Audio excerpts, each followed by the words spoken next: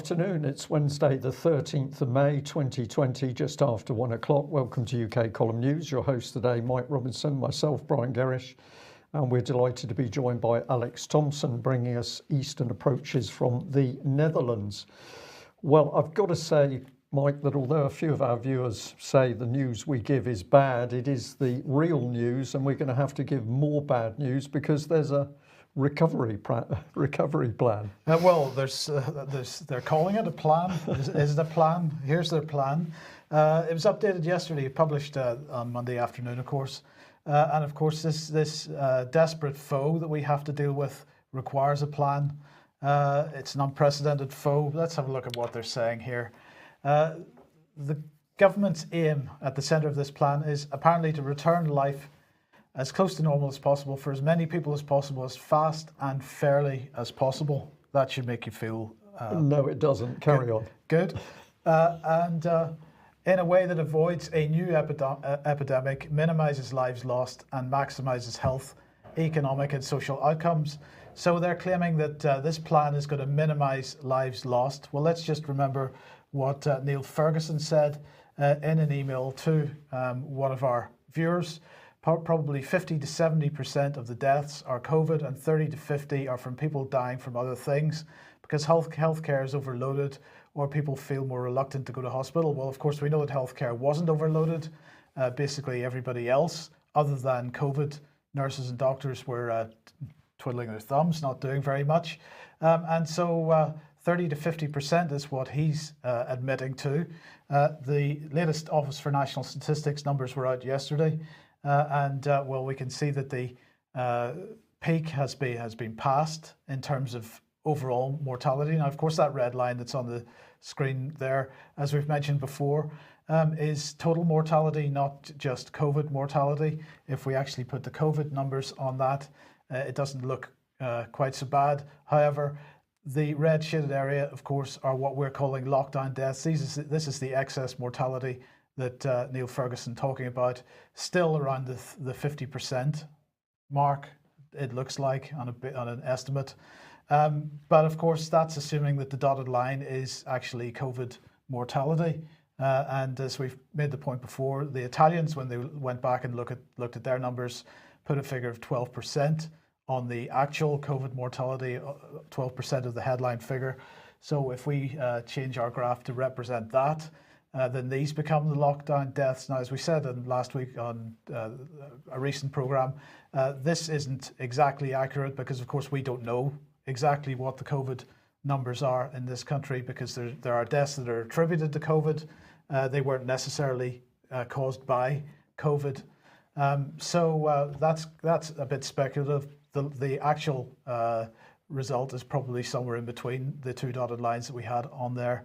Nonetheless, the question that we're going to continue to ask, and we think that all of you should be asking, is if there are 50,000 excess deaths in the UK, how many of them have been caused by the lockup? Now, Boris Johnson was asked about the excess deaths during Prime Minister's questions just a few minutes ago, and basically said, well, yes, we do recognise that some people have been afraid to go to hospital and to seek medical care for other problems, non-COVID related problems. We hope that they'll start to do that now and go and get the care that they need from this point forward. And there's no comment at this point from the Prime Minister about how many of these deaths have been caused by the British government's policy, and no response to questions, no real response to the questions that are being asked.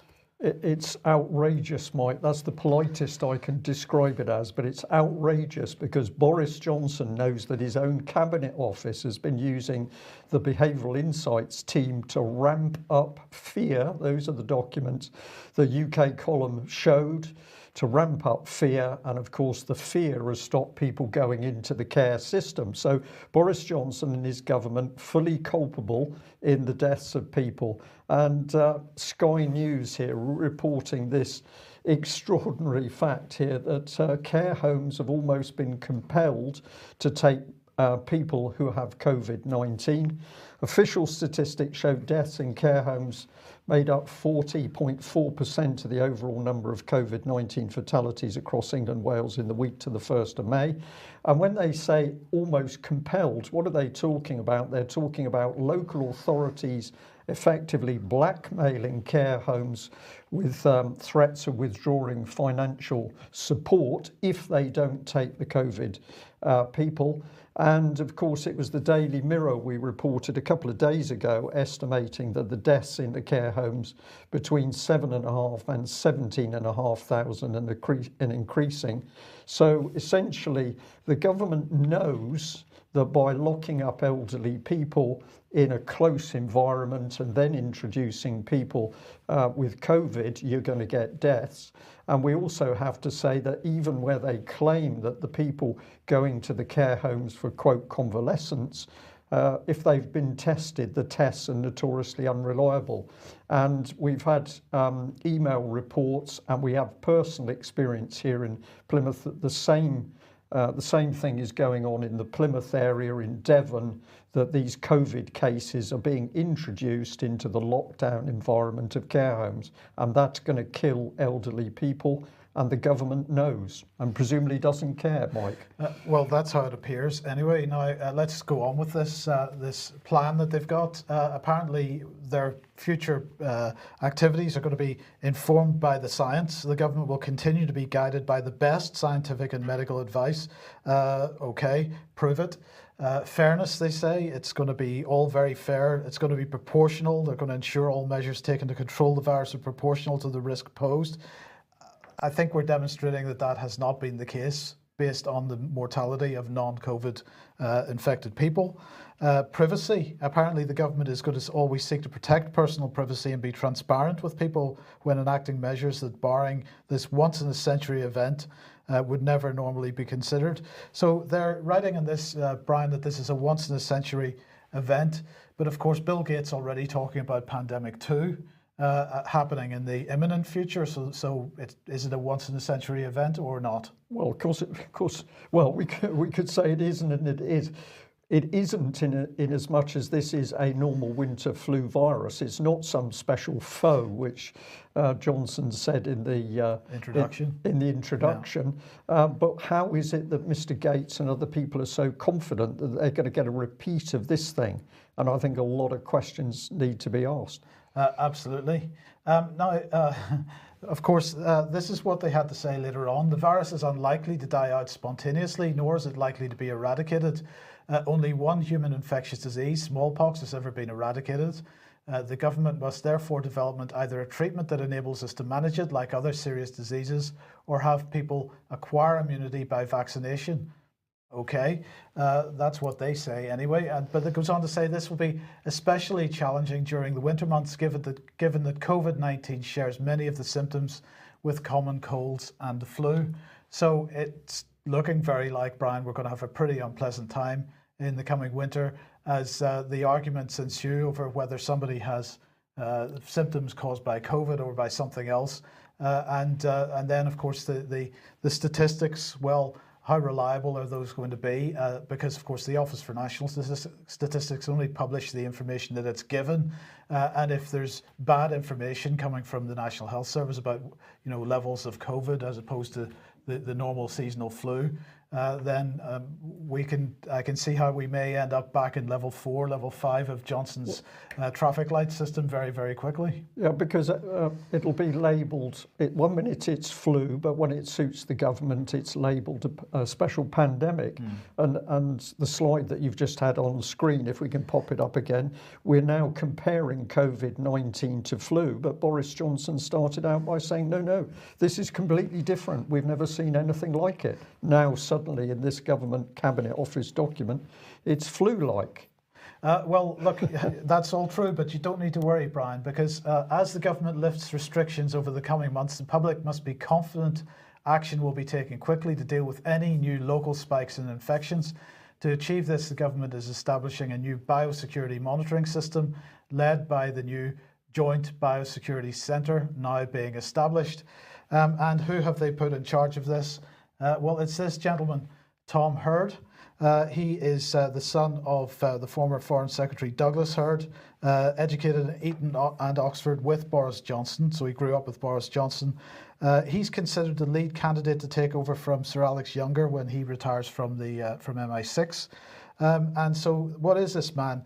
He has, up until this point, been the Director General of the Office for Security and Counter-Terrorism, and that is responsible for the government's strategy, policy and legislative response to the threats of terrorism. He has extensive experience, according to his CV on the government website, working in counter-terrorism and security.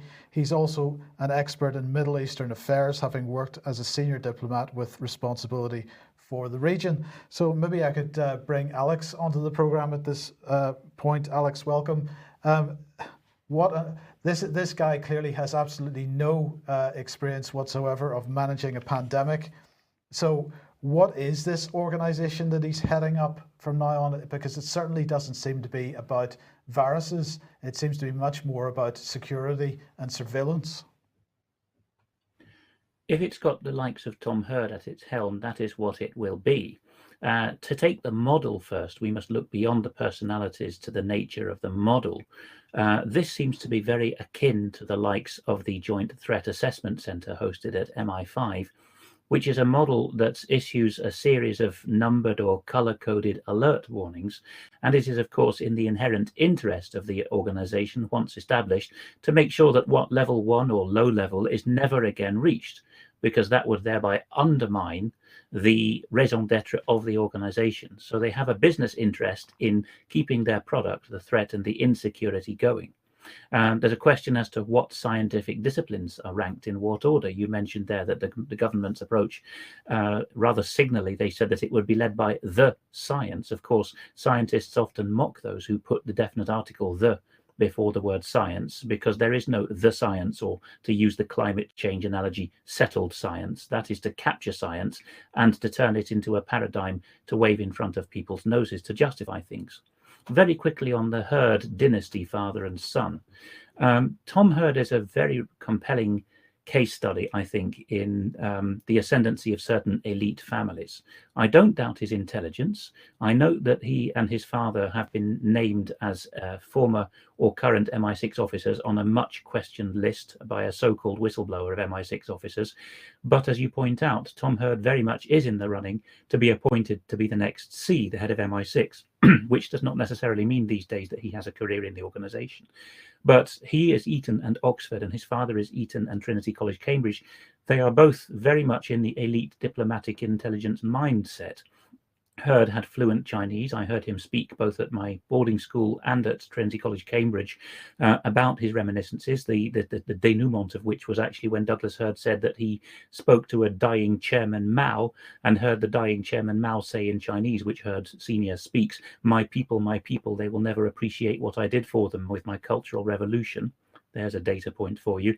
Then we see Douglas Hurd getting through a series of key appointments in the Thatcher administration, which we don't have time to get into, but we do note that at the end of that, Hurd was the Foreign Secretary under John Major, and Hurd Senior and Francis Maude, the well-known common purpose kingpin of the more recent Cameron government, were the two ministers who signed the Maastricht Treaty in 1992 on behalf of the Crown, and who were there was an attempt made to try them for treason for that, led by Rodney Atkinson. Famously, at that time, someone called out to Douglas Hurd, I believe when he was leaving a building, "You are a traitor and you should be tried for treason." And Hurd replied, not "I am guilty" or "I am innocent," but he replied, "There's not a court in the land that would convict me." So we get some interesting ideas here. A final thing about Tom Hurd is he has his share of tragedy.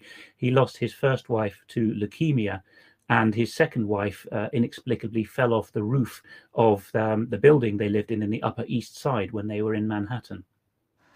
That's incredible. It would be inappropriate to insert here that what the British public clearly needs is to develop herd immunity.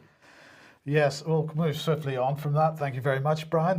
We will just look at what is the situation then. Where does this all fit together? Well, of course, we've got King Mark Sedwell, who is in charge of everything. And let's just look at how he's in charge of everything here, because of course he is head of the National Security Council, head of the Cabinet Office, head of the Home Civil Service, and therefore responsible for every government department, has been driving the whole counter-disinformation and media development programme at the Foreign Office, also driving the Rapid Response Unit 77 Brigade, and as head of the National Security Council, also effectively in charge of GCHQ, the Security Service, the Secret Intelligence Service, and now also the Joint Biosecurity Centre. So, Alex, this is quite a little network that he's got going here. No, it's a massive network. There's nothing, there's no precedent for this through the whole Cold War period. You can see those arrows there that you put on screen. Obviously, we're doing that to show some degree of lateral or hierarchical control. But as you've pointed out here, this Joint Biosecurity Centre is effectively, at that hierarchical level, a fourth and new rival intelligence service. It'll probably end up like all these other recent wheezes since 9/11, being housed by one of the security services. I'll make a little stab in the wind here, shall I? I think that it will be MI6, the Secret Intelligence Service, that acts as host agency. Usually across the river, it's MI5 that acts as host agency for these interagency new style concept centers, but I have a sneaking suspicion, and it will probably indicate a thing or two if I'm right about this, that it might be MI6 that hosts that one. And of course, if it is MI6 that hosts that one and he ends up becoming C, then he doesn't have to change his job role. He maintains his job role going forward, right? Well, as I think you're about to see, this is what happens in the Cabinet Office generally now. It's all about the model, of course, the intellectual property and the replicability of it. So you start off in the public sector and then you spin it out to private. But that also implies within government that you can take your network of cronies, as Sedwell has done, from one part or two of the civil service to another. Yeah, indeed. Well, let's have a look at what's happening with the economy in this amazing plan that Boris has proposed. Of course, they were already talking about VAT deferrals until the end of June to provide a direct cash injection of over £30 billion. But of course, that isn't a direct cash injection. That's merely a new debt that companies are having to take on, because they're not having the VAT forgiven. They still have to pay it. It's just pushed back to a later quarter. A business rates holiday worth 11 billion to businesses. Well, okay, that is a holiday, and they don't have to pay that again. Direct cash grants worth 10 or 25,000 pounds for small businesses. Well, I'm not aware of anybody who's received that. If anybody has received that, anybody that owns a small business and has received that, then please do let me know that you have, because I'm not seeing any evidence that any of that money's actually been distributed. The last I heard, the government was claiming a third of it had been distributed, but I haven't heard anything of it from anybody having received it. A package of government-backed and guaranteed loans, which make available approximately £330 billion of guarantees. Now, of course, this is nonsense, because the government is only backing 80% of the loans, so not very much of that money has been distributed up to this point. But again, we're talking debt. And then finally, the furlough scheme has been extended until the end of October. Now, of course, all that has done is pushed the date of people losing their jobs back a little bit further. As somebody was saying to you earlier, Brian, that this, or is this in the next? It's in the next slide. Okay. Coming up. Simple way of doing it. We're just showing the contrast here. What is the mainstream news dealing with? Well, this is Sky breaking. The Department of Education has confirmed that childminders in England can care for multiple children from a single household. So this is major news. Meanwhile, it takes social media to report what's really going on, and that is that the economy and business is being destroyed. So this comment here on Lance Foreman, just spoken to 3 business people who have staff on furlough. Each said they were planning to lay them off at the end of July, but they'll now simply do it at the end of October. The furlough scheme is basically the most expensive unemployment benefit on the planet.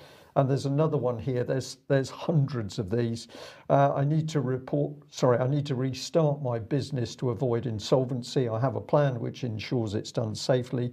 The problem is my furloughed staff are finding every excuse not to return to work. How do I compete with a chancellor who is paying them not to work? Well, that's true. I think there's maybe a little bit of unfairness in that, because of course, just as people are not going to hospital to get medical treatment, many people have been pushed into a state of absolute terror, and they don't want to go back to work because they don't believe they're going to be safe at work. So that's part of it as well. I'm sure there's some people that are taking advantage of this purely because they can't be bothered to go back to work. But nonetheless, there's a lot. The mainstream media have a lot to answer for pushing people into this state of panic. That without they're a in. doubt. But look, they're talking about £300 billion is what this is all going to cost the government. At the end of the day, they're still talking about today a huge recession. And in fact, at the end of the first quarter, the GDP had fallen by 2%. Now, we're a couple of weeks behind other European countries. And I think in France, and Italy, they saw 5.8% and 4.7% respectively at the end of the first quarter. So we're a little bit behind them, and we haven't quite seen those effects just yet, but it's on its way. £300 billion is going to cost to keep the furlough scheme running and all the other so-called support, which isn't really going to provide any long-term help. And the question then is, how is that $300 billion going to be paid for? They're already talking about tax rises. Are these going to be across the board tax rises, or just for the wealthier tax brackets? This isn't clear yet. But, you know, as I say, we're already in a significant recession, and Rishi Sunak suggesting that it's going to be more than a significant recession. But in the meantime, Brian, I think it was the 4th of May, you were talking about the rethinking and repurposing of government, the fact that government is taking advantage of this current situation to restructure, repurpose, and so on, and they address this in their plan. So we were spot on with that report. Absolutely spot on with that report. As the government navigates towards recovery, it must ensure it learns the right lessons from this crisis and acts now to ensure that governmental structures are fit to cope with a future epidemic. But I thought this was a 1 in 100 years situation. No, we're going to completely restructure everything. This will require a rapid re-engineering of the government structures and institutions to deal with this historic emergency, and also build new long-term foundations for the UK and help the rest of the world. Alex, let me bring you back at this point. What are your thoughts on that little statement? Foundations there has got to be code for constitution, hasn't it? The foundations of the UK. I know that people are semi-literate at the heart of government these days, as they are in the rest of society, thanks to previous government policies. But the idea of new foundations should get people's blood curdling, and then to tack onto it to help the rest of the world, that looks to me like a policy of international aid continuing, with Britain having its soft power hub. Absolutely. Attack on the constitution, a restructuring, a repurposing, and what we're really seeing in that security overview is this is akin to a military dictatorship, which is just slowly creeping in. But what are the public being told? Well, we couldn't get anything better than our local MP here, Johnny Mercer. Here comes Johnny, as we like to say. He's been pushing out government policy. He says that it's not Westminster Voice in Plymouth, but Plymouth's voice in Westminster. But of course, what does he constantly push out? The government line. And this was the latest. So here we are, coronavirus outbreak, frequently asked questions, what you can and can't do. And when you click the little button down here, where you go straight into the sort of guidance that Mike has already been taking you through. But I was particularly interested in the subject of social distancing. Now, what you have on screen has actually been withdrawn, so we can't really go through this, but you get some idea of what was originally said: avoid contact with somebody, originally displaying the symptoms, avoid non-essential public transport, work from home. So it was fairly broad brush, fairly sensible, but all that has gone, and we're now into the more detailed stuff. So let's have a look at what this is about. Well, you can now spend time outdoors. You can sit and enjoy fresh air. Well, I don't know why you want to do that, because apparently it doesn't do you any good. Exercise outdoors as often as you like, following social distancing. Now, the key thing thing through all this is social distancing, but it's getting more draconian. So can I meet my friends and family in the park? You can meet one other person from outside your household if you're outdoors. Public gatherings of more than 2 people from different households are prohibited in law. This is the coercion that the Behavioural Insights team were talking about. This is the government now using direct threats. And on what date can I expand my household group? Now we're going to have a new concept of bubbles, which we'll talk about in a bit more detail. But your household is a bubble. If it interfaces with another household, that's a multiplication of bubbles, and that will bring in certain additional rules. So what does the mainstream media say? Well, Channel 4 here has got a big headline on fact checking. This is from a couple of days ago, the evidence for social distancing. But what was not remarkable in this article was there was no evidence. So we've been on the trail for this, and we've been watching the Centre for Global Infectious Disease. This is from Imperial. They concluded that suppression will minimally require a combination of social distancing of the entire population, home isolation of cases, and household quarantine. Now, this is the statement being made in the early days, but this is our question. Where is the evidence for social distancing and the 2-metre rule? And when we start to get into it, we have to go back into the Imperial College initial reports, report 9 here, impact of non-pharmaceutical interventions to reduce COVID mortality. The first bit we've already covered, that's the suppression, but look at what it then says. The major challenge of suppression is that this type of intensive intervention package, or something equivalently effective at reducing transmission, will need to be, quote, maintained until a vaccine becomes available, potentially 18 months or more. This is the constant thread. Now, in the document, there's a list of these non-pharmaceutical interventions: case isolation, quarantine, social distancing of those over 70 years of age. But we can't find anything about the social distancing.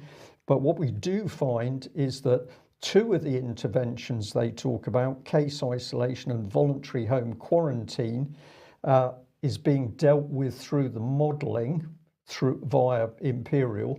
But look at what it says. The other 4 non-pharmaceutical interventions, social distancing if you're over 70, social distancing the entire population, stopping mass gatherings, closure of schools, are decisions made at the government level. So we want to know who devised the 2-metre social distancing rule and what medical and scientific evidence did they use to calculate it. We called Imperial College this morning. They were very nice. They were very helpful. They said, well, it wasn't us. You need to talk to Public Health England. So we've now done that, and we're waiting for a response. But we'll just move on to this one, and then I'll ask Alex if he's got any comments. But something we've noticed is that depending what you talk about over Twitter, depends on how well your tweet does. So I'd put out here information as to how unreliable Imperial College code was. And remarkably, although other tweets in the batch got retweeted, this particular tweet on code stood there with no retweets and no likes.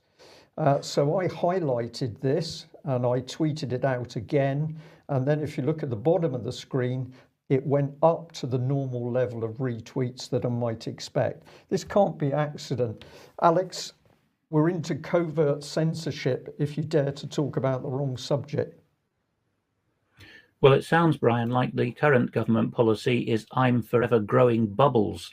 Perhaps the only bubbles they're shrinking is the bubbles of support for your tweets, but this is actually perfectly possible through suppression techniques within the security and intelligence agencies, and probably through private means these days from the trends we've been watching.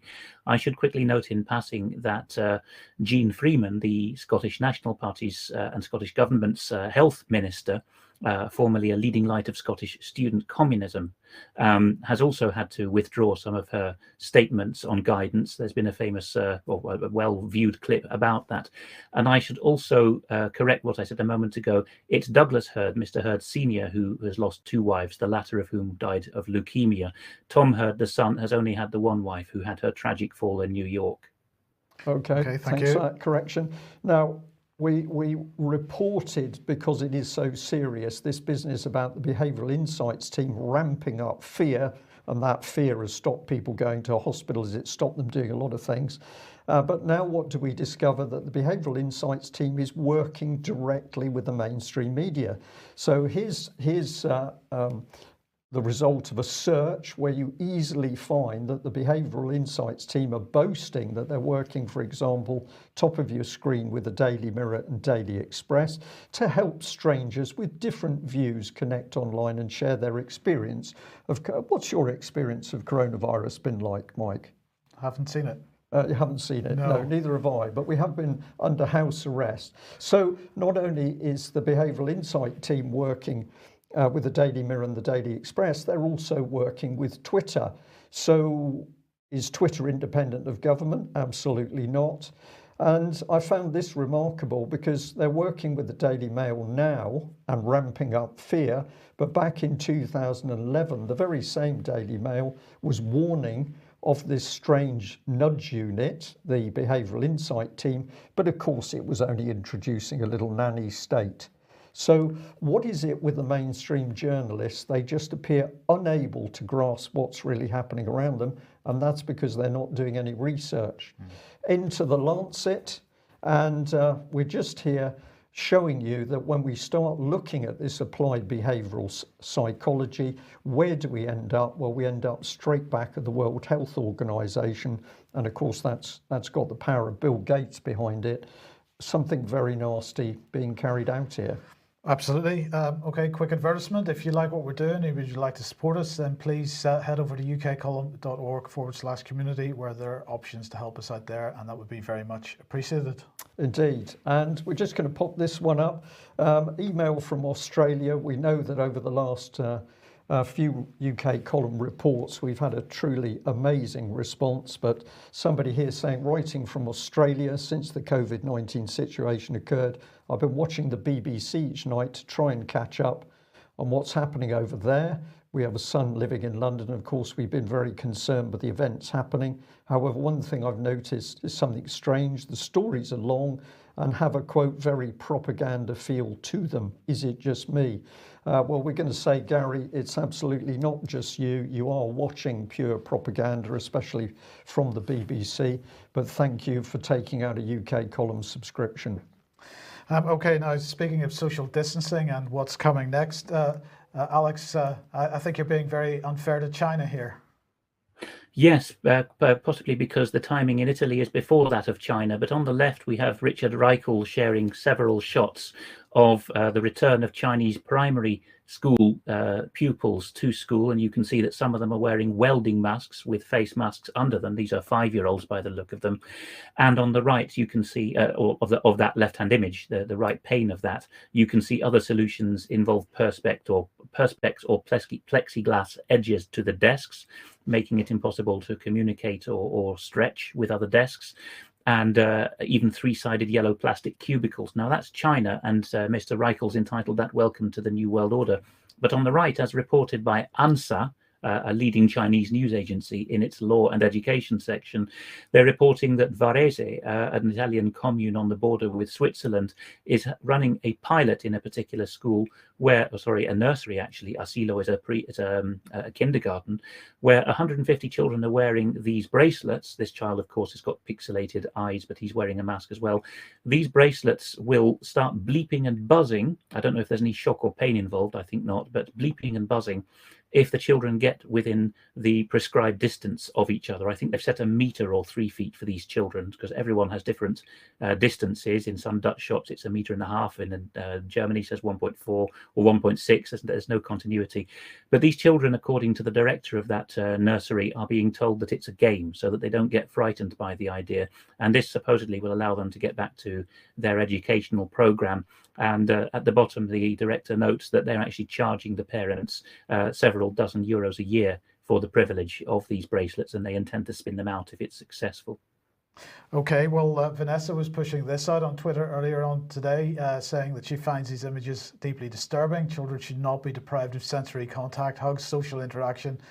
Denmark, Edinburgh, France, expert consensus is COVID-19 does not affect children. Why are these traumatic measures necessary, is what she's asking. And so they're queuing up to get into school, just like outside the supermarket. But then when it comes to playtime, well, it doesn't look like there's too much play going on there, Brian. It's horrific. And how about dinner? Well, in fact, you know, you're not allowed to talk to your friends anymore. Yeah. What is this doing to the minds of the kids? It's damaging the minds of the children. It's depressing them, and of course, the fear factor can do long-term damage, and it can do long-term damage to adults, particularly if they've got an underlying mental health problem. So the government knows this, but simply doesn't care about the deaths or the mental health damage. So, Alex, what are the Netherlands up to? Well, it's they say in the Netherlands that Amsterdam is a law unto itself, or a country of its own, and that you can see it at times like this. People should not take this as typical of the Dutch mentality, but CNN Travel is reporting that a trendy concept restaurant in Amsterdam is offering vegan-only meals in these little dining booth greenhouses. Of course, the Dutch are very big on greenhouse construction, and this way you can observe your quarantining and your social distancing while still popping out of the house to eat. So whether that catches on, I don't know, but it has a link with the next slide in terms of tongue-in-cheek concepts, which actually sell something of the New World Order. Because on the next slide you can see, as reported by the Italian website Domus, that a pair of German designers are suggesting these space-age helmet bubbles, back to the bubble theme, as a way of circumventing quarantine without having to wear a mask. Of course, there's lots of footage circulating of German policemen and supermarket security guards beating people up and arresting them for not wearing their mask. Then you can see that the highlight there, Wedding is actually a suburb of Berlin.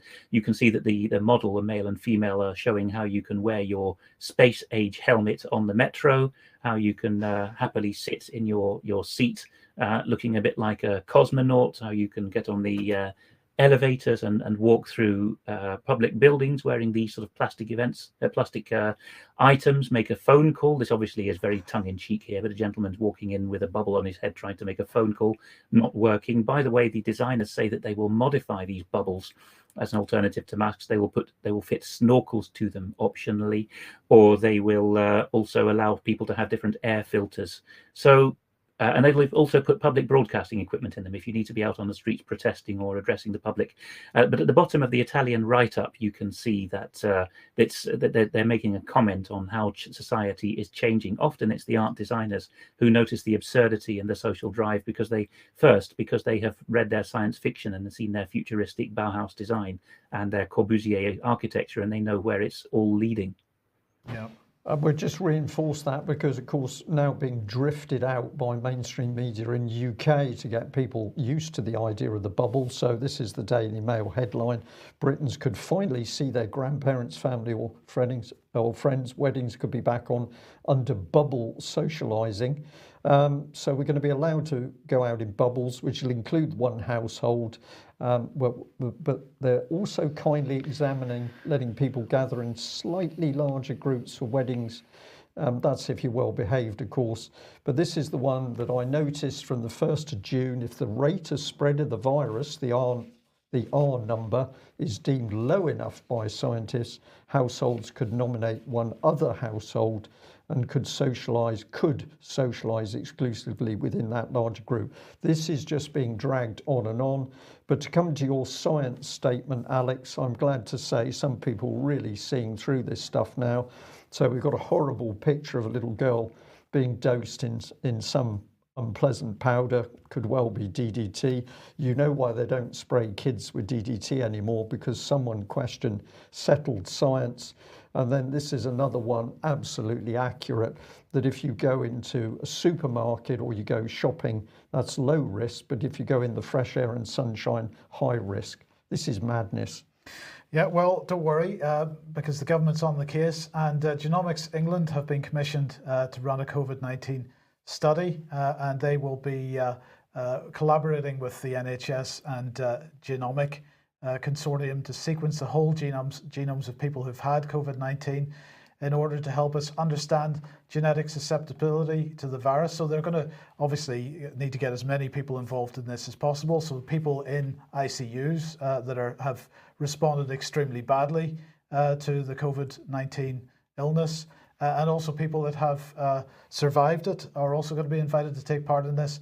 Now, of course, we don't know how many people have survived it in the UK, because for some reason the UK doesn't publish that statistic. And the latest number I saw was 1,019. That it's clearly a nonsense statistic. So you know, if they can only find 1,000 people to take part in this, it's not going to be very useful. But anyway, they want to compare the genomes of people who experienced very bad results from having been infected with COVID with those that didn't, to see what they can discover about that. Indeed, and just give this as a pointer for people, what's coming, who is driving all of this agenda? Well, you've got to start coming back to organisations you might not sort of expect to be involved. The office of Gordon and Sarah Brown, oh, they've been very busy. There's a list of names under this headline: Global Leaders Demand G20 Task Forces set up to coordinate a coronavirus response. It's about 3 or 4 pages of names, and of course it includes such upstanding names as Tony Blair. But I'm sure that Mr. Gates will be somewhere in this mix. So we need to keep digging who is creating the policy. And it's pretty easy from the headlines to see where they want to go, because those glossy headlines are all about vaccines. But in the meantime, George Soros is seizing the moment, Alex. George Soros has given a very remarkable interview published just yesterday to The Independent, possibly Britain's most pro-global government newspaper, which the interviewer and the sub-editor have entitled "Coronavirus Endangers Our Civilization." Of course, it's all in the question, who is our? What is that possessive pronoun? Let's see what he's been saying. If we go on to the next slide, we can see that the interviewer opens with the gambit: "You've seen many crises. Is COVID comparable to any previous ones?" Soros, no, this is the crisis of my lifetime. Even before the pandemic hit, I realized that we were in a revolutionary moment. This is before the pandemic. Well, does he have a crystal ball, or is it a crystal bubble, perhaps? Maybe one of the latter, ordered from Domos in Italy. German designers featured by Domos in Italy. But Soros says he realized even before the pandemic that what would be impossible or even inconceivable in normal times had become not only possible, but probably absolutely necessary. And then, of course, everyone's favorite word, disruption, comes in. It really endangers the survival of our civilization. Whose civilization would that be? More Aesopian language as we move through the piece. We see a further question: what role does the European Union, your home, in other words, he doesn't have a country as his home, he lives in the European Union, what role does the EU that you care about so much, O divine George, play in this power struggle? And he replies, I'm particularly concerned about the survival of the EU because it is an incomplete union. So he's appropriating the language of the US the US Constitution of 1787 in order to form a more perfect union, to move from confederation to federation. Soros says that as of 2019, the EU was in the process of being created. Well, that took a lot of time, didn't it? 60 years or at least 20 if you count from the most recent treaties that really federalized the EU. But he says it was still in the process of being created. But the process was never completed, and that makes Europe, by which he means the EU, exceptionally vulnerable. More vulnerable than the US, says Soros, because it's an incomplete union, but also because it's based on the rule of law, i.e. the US is not, in Soros's view. So he's not talking about constitutions. He's talking about the rules-based international order, particularly as adjudicated by judges, I think. This is what Mr. Soros is getting at here. And do we have one more slide, I think, of Yes. Soros? Are we done there? Yes. This comes to the point of a recent ruling this week by Germany's Federal Constitutional Court, which the long and the short of it is that the Constitutional Court told the German government that it was not in a position to get involved with Eurobonds. And Soros says he takes this extremely seriously.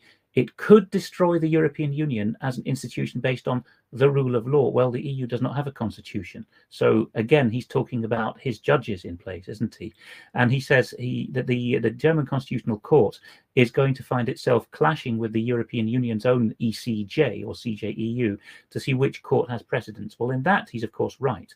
But it's a three-cornered hat for supremacy in judicial terms, because there is also the ECHR in Strasbourg. That's perhaps something for another day. Each of these three courts contests the validity of each other and will not exchange judges. Well, here's the Karlsruhe ruling that he was talking about, as written up by unheard.com in its subtitle called The Post, or its imprint called The Post. And the question they're asking is, has Germany just blown up the Eurozone? I know we're on the stops for time, but the point they're making, Mike, is perhaps one you want to speak to, which is that the German Constitutional Court has said that it's the EU's own law, Lisbon Treaty Article 125, which makes it impossible, unlawful for the EU to issue debt instruments.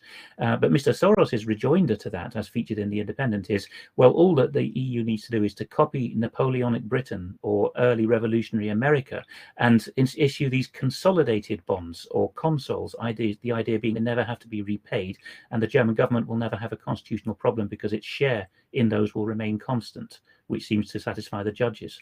What are these consols, and are they suitable for the EU to use as a financial instrument?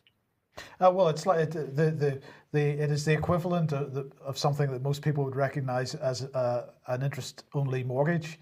So you never actually repay the capital that you've borrowed in the first place. You just, or you might consider it in the same style as some of the services that are available online for messaging or whatever, where you're just constantly tied into a never-ending, or Netflix, for example, £6 a month, whatever it happens to be, it never ends. This is exactly the same type of model that they're trying to roll out. They really like this subscription model where you never ever finish paying them. So this is something that we mentioned on this program a week or two ago that Soros was promoting in some of the press. Very, very keen to see this idea pushed forward, and not something any nation would want to get involved in my opinion. But that's up to them, I suppose. Well, look, we are pretty much out of time, so why don't we? But I do want to cover this bit. We were talking about Mark Sedwill earlier and the Cabinet Office. The Cabinet Office is effectively running the government in this country at the moment, and they've decided to appoint some new non-executive directors. Now, and before we show you who they are, Brian, non-executive directors, this isn't really something you'd expect to see in government. This is something you'd expect to see in a corporation. Corporation or a company, a non-executive director who's brought in because of special knowledge or advice they can give the running of the company, but they don't form part of the executive. We've seen these people as business advisors to the government, but now they're being brought right in alongside the heart of government, the Cabinet Office. This is unbelievably dangerous. The last dangerous organisation we saw in bed with the Cabinet Office was, of course, the political charity Common Purpose, where there were meetings that took place and the minutes were ingested in order to deny the public clarity as to what was actually happening. So I think this is very, very serious. So they're saying that the new board members will work with civil servants and ministers across all areas of the Cabinet Office to help focus on the government's priorities, including responding to the coronavirus pandemic, preparing for the end of the EU exit transition period on the 31st of December this year, and strengthening the integrity of the Union. Now, not clear whether that's the United Kingdom Union or the European Union, but anyway, they just call it the Union. And so who are these non-executive directors? Well, we have Lord Hogan Howe of Sheffield. Now, of course, he was Commissioner for the London Metropolitan Police from 2011 to 2017. Prior to that, he was HM Inspector of Constabulary and Chief Constable of Merseyside Police. He was elevated to the House of Lords as a crossbench peer in 2017. He's a trustee of the Arise Foundation and a patron of the St Giles Trust. Then we've got Baroness Finn of Swansea. She was the Cameron Clegg government's advisor on industrial relations, and then became a special advisor to the Cabinet Office, the Foreign Office, and the Department for Business Innovation and Skills. She became a Tory peer in 2015. She's the co-founder of FMA Limited, which is a consultancy of some kind, and she serves on the audit committee of Arbuthnot, Latham and Company, a member of the Advisory Council to Transparency International, and a trustee of the think tank Demos. Well, Demos brings you straight back to common purpose, because at one stage they were sharing office facilities, I think I'm correct in saying, and of course we've shown at the highest level of the Cameron Gus O'Donnell government, we had Demos links and the Young Foundation coming in. So this is the thing really now fusing. This is fusion, in my opinion. Absolutely. Mike. Alex, how appropriate is it to have what's effectively a policy lobbying organisation right in the heart of the Cabinet Office in this way? Well, should the Cabinet Office exist is a big question through the 20th century. And then the bigger question is, what does it do? It starts off coordinating in the First World War period and ends up telling governments what to do and even being superior to the Treasury. But if you have a ministry, including the Cabinet Office as a central ministry, you have ministerial responsibility. You need to know whom to fire. And so the Cabinet Office minister is supposed to carry the can for all decisions. But if you've got people with much more financial interest and clout than a Crown Minister in sitting in with that, that does not work at all. I mean, the idea of an NED, the traditional British model for an NED, is that a large corporation, in fact, NatWest did this with Douglas Hurd after he was elevated to the peerage and resigned from being Foreign Secretary and an MP. They will bring a retired British politician in for half a day a month for a fat salary, really to steer them through legislative minefields, perceptual and PR issues, how to sell the brand. That does not fit at all with representative government, but it does, of course, with participatory democracy. Absolutely. So let's move on. The third of the new non-executive directors is Henry de Zoet, and tech entrepreneur is how they describe him, co-founder of an organization called Look After My Bills, which is one of these compare websites for energy bills. Used to serve on the board of 38 Degrees, the campaigning organisation. So again, we've got campaigner and so on. But he was also a special advisor in the Department of Education. And finally, we've got the Right Honourable Gisela Stewart. She, of course, Labour Member of Parliament for Birmingham Edgbaston from 97 till 2017. Health Minister. Also served on the Intelligence and Security Select Committee. So this is quite a little batch they've got brought in there, Alex. Just some final thoughts on that.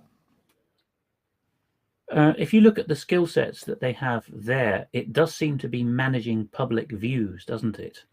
So is the Cabinet Office, what is the golden egg that the Cabinet Office lays? Is it that it has the ability, through being a shell of government, to put tests in place, pilot schemes, such as behavioural insights? Is it that you bring these corporate people in and they say, we would like to know how to get the public to think X or do Y or refrain from Z? And once that model's been perfected, Cabinet Office PLC, as it were, Cabinet Office Inc. will take over and spin out the model, perhaps for more pecuniary considerations. I think that's probably what's going on here. Yeah, whatever it is, it's, my opinion, not constitutional, and people have got to root it out. Absolutely. Where do we go from? Well, we'll end the news at this point because we've run on. We've got a few more subjects. We'll hold those in reserve. Are we going to manage a film? I think we might do to play out. I see. So yes, right. I'm going to say a big thank you to everybody who's supported the UK column. Huge amount of appreciation for our exposure on the fear factor of the Behavioural Insights team. Many people clearly understanding what that was about. Thank you for all the emails of support we've had. Thank you for the donations we've had. And also a big thank you to our American audience, which we understand really picked up on some of the things we've been talking about. So we can only do it with your help. Thank you very much.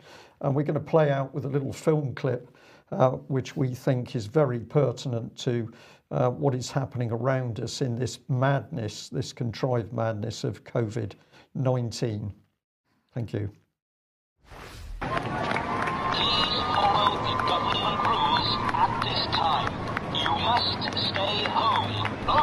outside for food, for health reasons, for exercise, or if you're an essential key worker.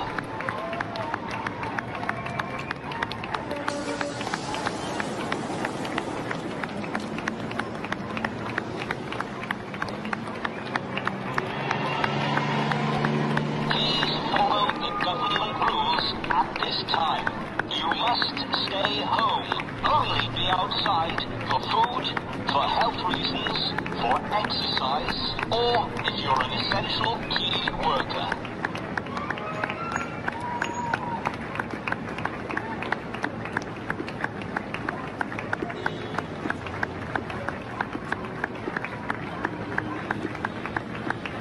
Please follow the government rules at this time. You must stay home. Only be outside for food, for health reasons, for exercise, or if you're an essential key worker.